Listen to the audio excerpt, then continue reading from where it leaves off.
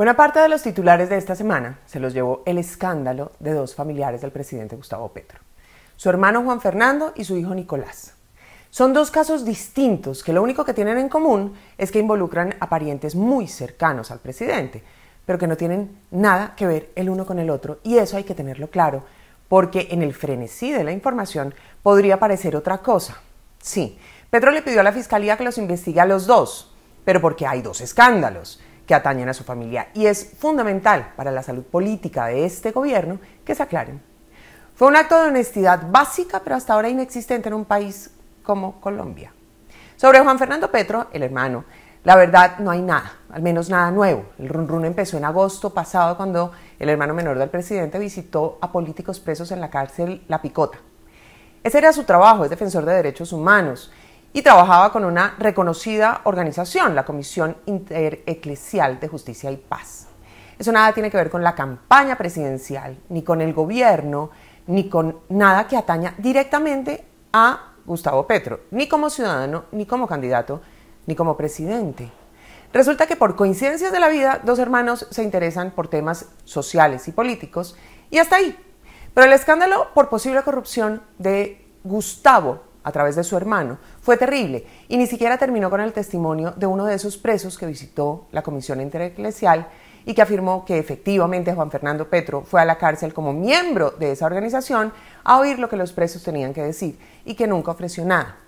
Los rumores siguen y ahora hay dos nuevos, uno por cuenta de un audio en el que presuntamente él, Juan Fernando, afirma haber puesto al Alto Comisionado para la Paz, y otro que sacó una importante cadena noticiosa según el cual el hermano del presidente se reunió con gente armada en un restaurante de Medellín.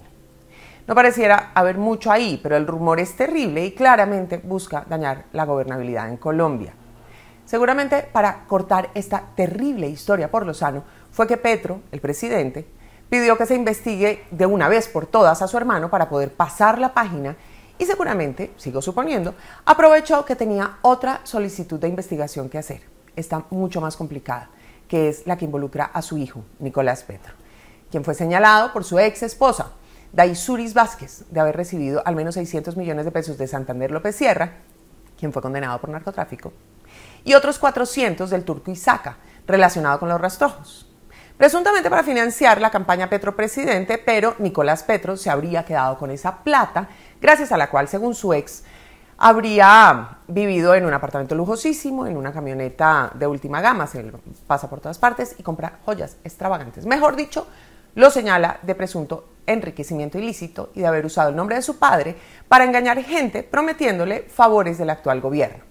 Además de haber gestionado cargos en distintos ministerios. Puntualmente mostró chats y audios que involucran a Cecilia López, a Alejandro Gaviria cuando era ministro de Educación, a Cielo Rusinque, a Jorge Londoño, el director del SENA, y a Alfonso Prada, el ministro del Interior.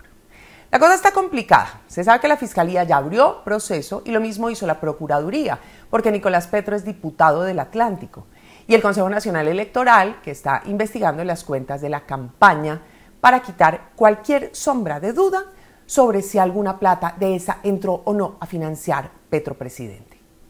Bien que la justicia investigue y que se sepa qué fue lo que pasó. Además, porque por primera vez en la historia reciente de este país, las cabezas de los entes investigadores son contrarios al gobierno. Así que eso debe ser una garantía para todos los que tienen sed de sangre. Además, Nicolás Petro se marginó del pacto histórico y de la campaña a las elecciones regionales del próximo octubre, aunque no dejará su curul en la Asamblea Departamental del Atlántico. Que lo investiguen, eso es lo que tiene que pasar. A él y a Juan Fernando Petro también. Y si alguno es culpable o los dos, que los juzguen y los condenen. Que si la denuncia fue el resultado de un despecho, que si Gustavo Petro sabía y avalaba esas actitudes, que si el dinero entró o no a su campaña, será la justicia la que determine, porque en este país existe la presunción de inocencia y hasta que no exista un pronunciamiento en contra, los dos son inocentes. Pero mientras la justicia toma alguna decisión, el problema es mayúsculo, porque el gobierno no solo ha sido señalado por la derecha, que ha lanzado todo tipo de acusaciones y conjeturas, sino porque además su legitimidad como gobierno de cambio ético e íntegro ha sido puesta en duda. Y de remate, Daysuris salpicó a Alfonso Prada, quien dijo que le dio cupos a Nicolás Petro en el Ministerio del Interior. Prada no solo es ficha clave para este gobierno, sino que además juega un papel crucial en las negociaciones en el Congreso tendientes a la aprobación de las reformas de salud, laboral, pensiones, de justicia. Y claro que ha sido muy golpeado con todo esto. Se nos sigue complicando el asunto. Café picante.